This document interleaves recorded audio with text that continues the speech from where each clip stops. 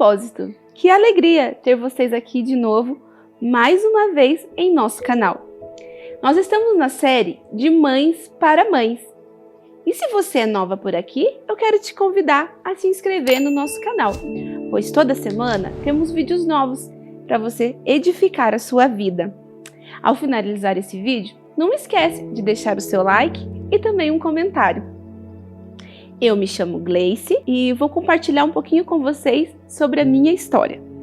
Eu sou casada há 14 anos e temos 2 filhos, a Maria Clara, que tem 8 anos, e o Benjamin, que tem 5 anos, e me fez ser mãe atípica. Hoje, então, nós vamos falar um pouquinho sobre a maternidade atípica. E eu vou começar lendo para vocês os Salmos 119, 105, que diz assim: Lâmpada para os meus pés é a tua palavra, e luz para os meus caminhos. E aí você vai me perguntar o que esse versículo tem a ver. Vamos lá.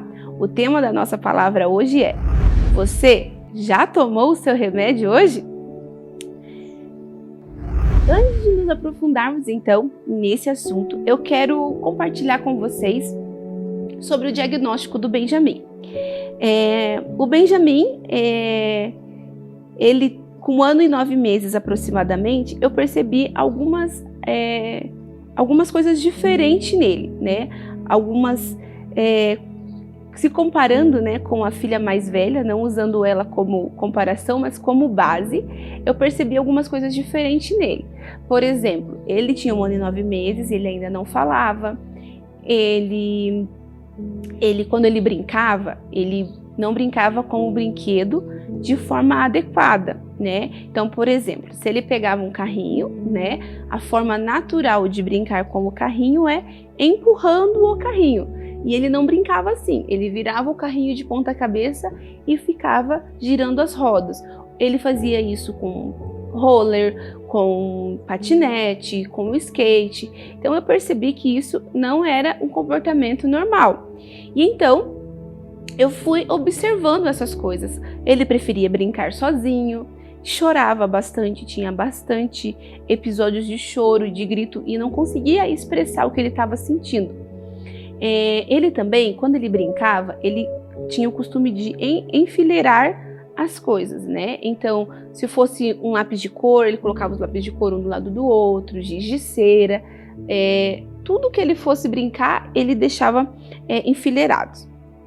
Então, quando eu comecei a perceber essas coisas, eu então marquei uma pediatra e fui até ela com esse questionamento, porque tudo que eu percebia de diferente no Benjamin, eu anotava num caderninho.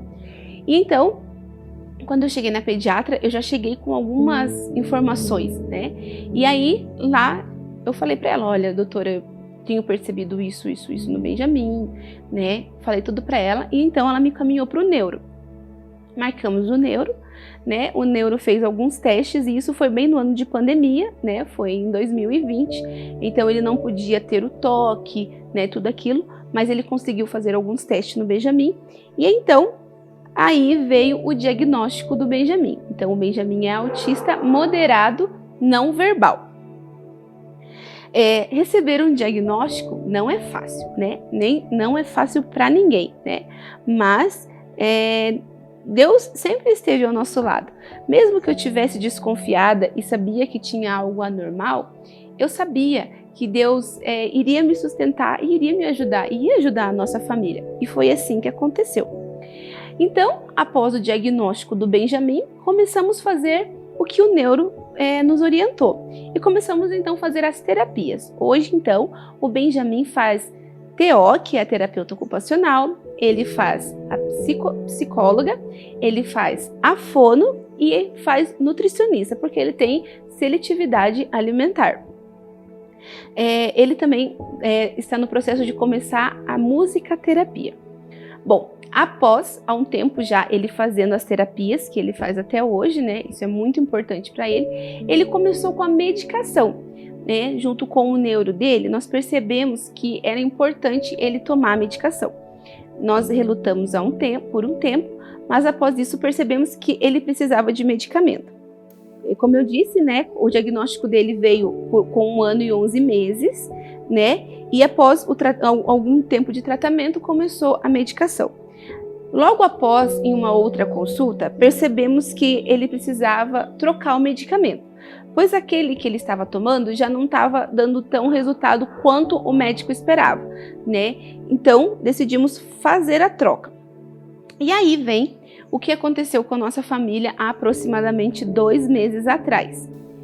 A medicação do Benjamin acabou, e aí o meu esposo pensou assim: olha, eu acho que ele não precisa mais de medicamento. Ele está se desenvolvendo bem, está se comunicando bem, está indo bem na escola.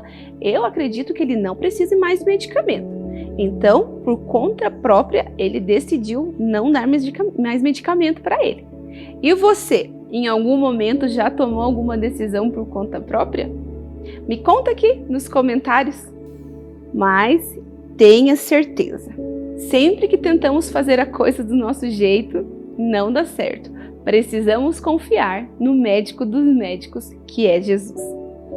Bom, após esse tempo sem a medicação, né, começou a vir as consequências. O Benjamin estava muito agitado, muito nervoso, ele não estava conseguindo controlar suas emoções.